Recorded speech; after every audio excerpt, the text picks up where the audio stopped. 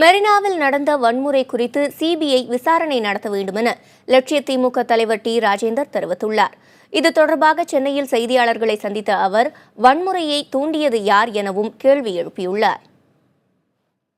இந்த அறவழி போராட்டம் 6 நாட்கள் அமைதியாகத்தானே போய்கொண்டிருந்தது. 7வது நாள் எங்கிருந்து வந்தது தடாலடி மாற்றம்? ஏன் இந்த காவல்துறையின் அடாவடி சீற்றம்? திரைக்கதையை மாற்றியது யார்? திரைக்கு பின்னால் நின்று சூழ்ச்சி செய்தது யார்? சட்டம் ஒழுங்கை காப்பாற்ற வேண்டிய காவல்துறையே கட்டவிழ்க்கும் வன்முறை காட்சிகளை எங்கிருந்து கொண்டு வந்தார்கள்?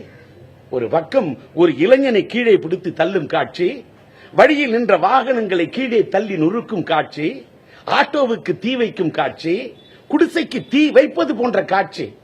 இது என்ன சினிமாவா இல்லை நிஜமா? திரைப்பட காட்சியா